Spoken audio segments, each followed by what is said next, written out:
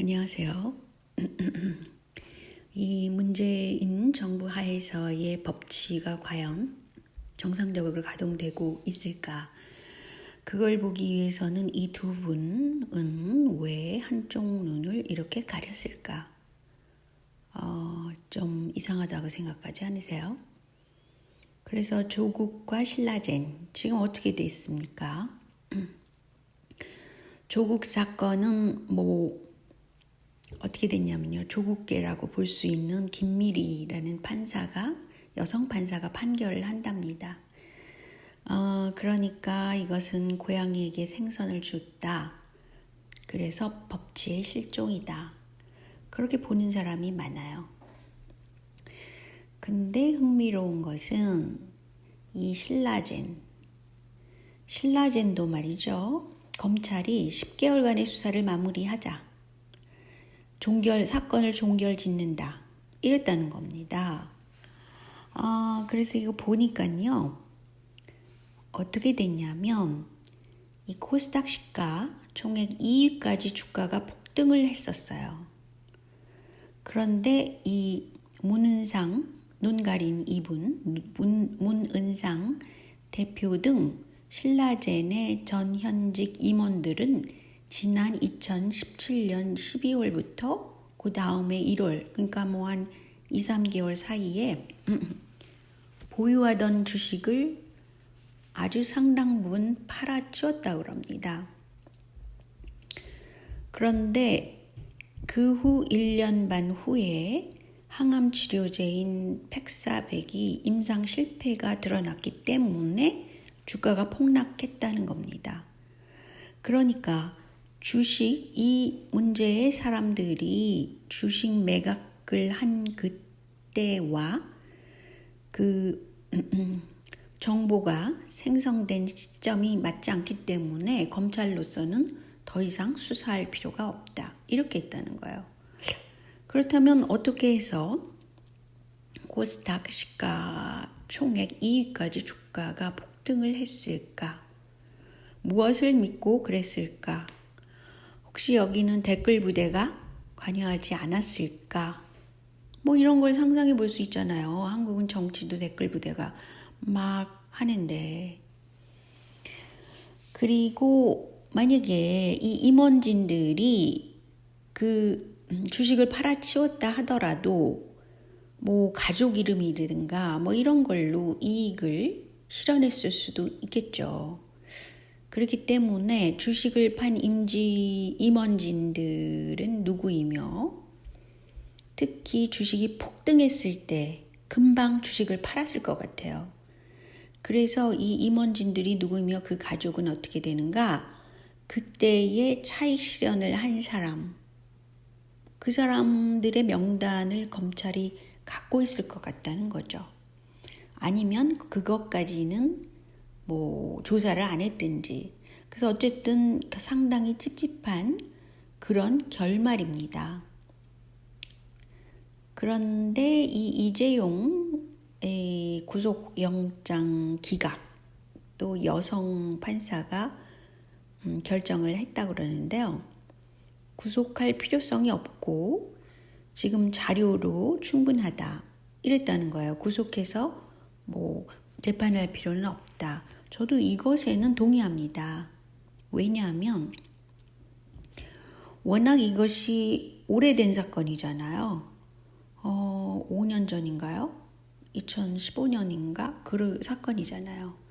그런데 중요하게 봐야 될 것은 삼성물산하고 제일모직이 합병했을 때 그것을 심사하던 사람들이 국민연금공단 내부의 위원으로 있었는데 삼성이 그룹 차원에서 로비가 있었다, 없었다. 이거를 찾아낼 수 있잖아요.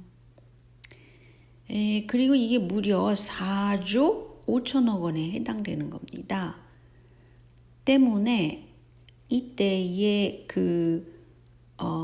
주가 조작이 있다 없다는 이미 자료가 다 나와 있을 거예요. 단지 판결을 할 때 이재용은 구속시키지 않은 상태에서 이게 이제 판결을 해도 된다. 이런 상태에 있다는 거죠. 그런데 말이죠. 이제껏 대기업 총수가 실형을 받았을 때 기업 가치가 많이 떨어졌을까? 그렇지 않다는 게 자료상에 나와 있어요. 오히려 기업 총수가 집행유예로 나와서 경영 복귀를 했을 때 기업 가치는 더 나빠졌다는 거예요. 이것은 KDI 논문에도 나와 있는데 경영 비리로 수사받은 그런 기업들의 수익률을 분석해가지고 결론 낸 것입니다. 그러니까 총수가 없었다고 그래서 경영진들이 어떻게 사라지는 것도 아니고 이렇게 큰 기업은 또 대처를 굉장히 5년 동안 많이 했을 거라는 거죠.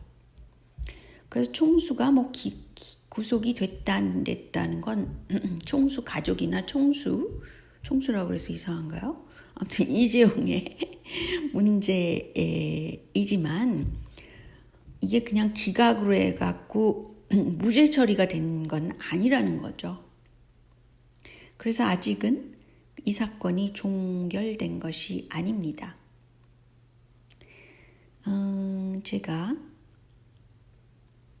오늘 얘기하려는 거는 사실은 미 국무부에서 뭐라 그랬냐면 남북협력을 지지한다. 남북협력해서 비핵화를 진전하기를 원한다라는 걸 재확인했다고 합니다. 어쩌면 미국이 대선 때문에 이렇게 국무부에서 트럼프가 직접 나설 수 없는 상황이잖아요. 이게 뭐 플러스 요인이 될 수도 없고 그렇기 때문에 그럴 겁니다. 그 현재 시점에서는 아무튼 어려운 상황이기 때문에 남북이 알아서 협력해서 지내라 이랬을 것 같아요. 근데 아무리 그랬다고 그래도 법치가 흔들리거나 그러면 안 된다는 거죠. 그리고 중요한 것은 한국이 현재 그 테스트 베드로 국민의 건강권이 흔들린다. 건강할 권리. 이게 흔들리고 있다는 것은 큰 문제가 되지 않겠어요? 근데 제가 전에 한번 다른 동영상에서도 말했지만 이 조셉 김이라는 사람은 미국 사람입니다. 미국에 있는 한국계죠. 근데 거기서 나스닥인가요?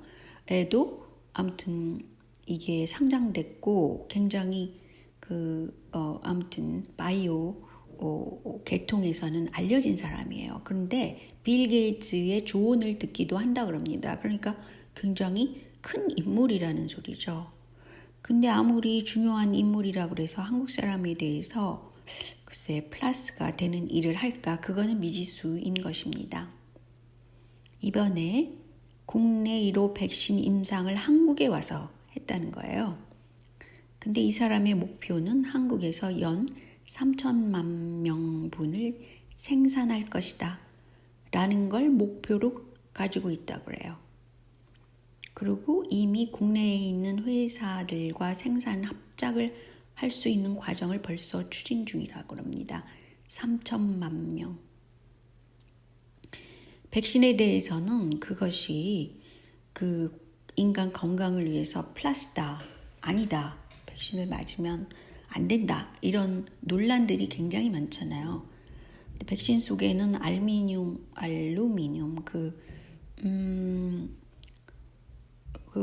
치매를 일으키는 그런 물질도 들어있다고 그러고 뭐 아무튼 문제가 많은 것 같아요. 여러 가지 자료들을 보면 그렇습니다. 그런데 아무튼 그런 큰 백신 관련해서 문재인 정부가 그거를 지지하고 있다는 거죠. 근데 또 한 가지의 한국이 테스트베드로서 이 바이오가 굉장히 깊숙이 자리하고 있는 것을 보여드릴게요. 뭐냐면 이번 교회에서 관련 확진자가 32명인데 이 중에서 온천교회 신도 21명이 이제 다 났다는 완치 판정을 받았다 그래요.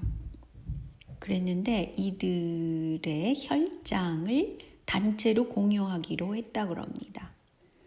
왜냐하면 중증 환자들의 경우 혈장이 필요하다 그래요. 혈장 치료가 굉장히 그 효과가 놀랍다 그럽니다. 혈장이라는 것은 혈액에서 적혈구, 백혈구, 혈소판을 뺀 노란 액체를 말하는 것인데 현재 이 항체가 들어있는 그런 완치자들의 혈장이 필요한 겁니다. 그렇다면 한국에 완치자들이 많은데 그 사람들이 혈장 제공을 하고 있었고 또는 앞으로도 할 가능성이 많다는 거죠. 근데 현재는 이 혈장이 너무너무 부족하다고 합니다. 그렇다면 이 혈장을 바라건대 한국에서만 쓰여지기를 진짜 바랍니다. 근데 이게 상당히 지금 미공개된 여러 가지 정보들이 너무 많잖아요. 미공개된.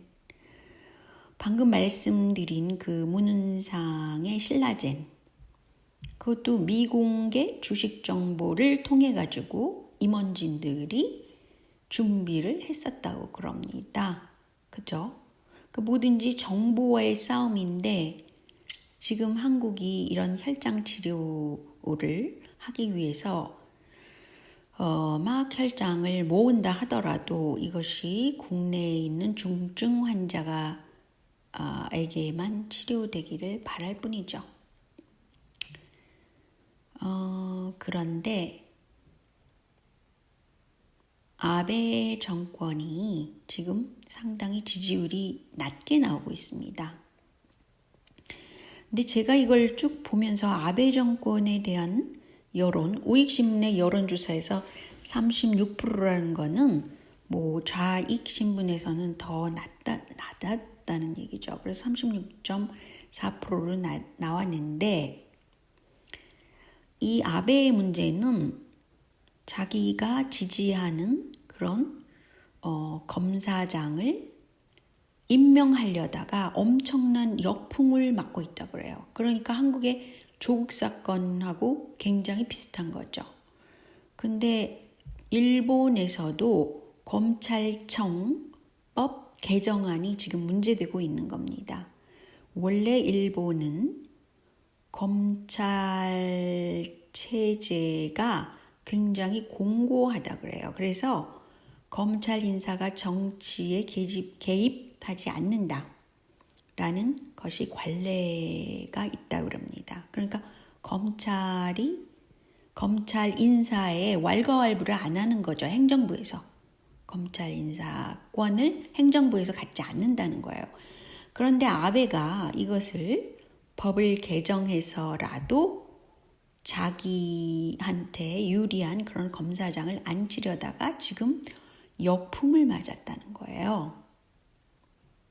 이것은 아베 총리가 지금 지지율이 낮고 그러니까 총리가 바뀔 거라는 썰이 있잖아요. 근데 퇴임 후를 준비하는 것이 아닌가라는 말을 들어 마땅하다는 거죠.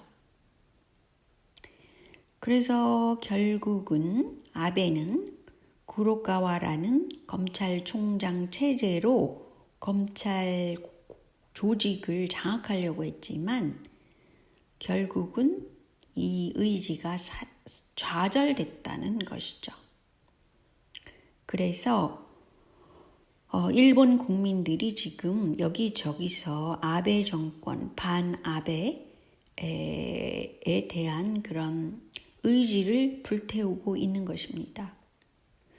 그런데 저는 일본이 그다지 민주주의가 발달하지 않았다고 생각하고 있었는데 그래도 이렇게 정권이 바뀌도록 하는 원인이 자기 자신을 위한 법을 개정하려다가 지금 역풍을 맞은 거죠. 마치 한국에서는 문재인 정부가 조국을 감싸다가 역풍을 맞았죠. 그럼 지지율이 뚝 떨어졌어야 되는데 한국의 지지율 조사는 그야말로 여론조작용 지지율 조사.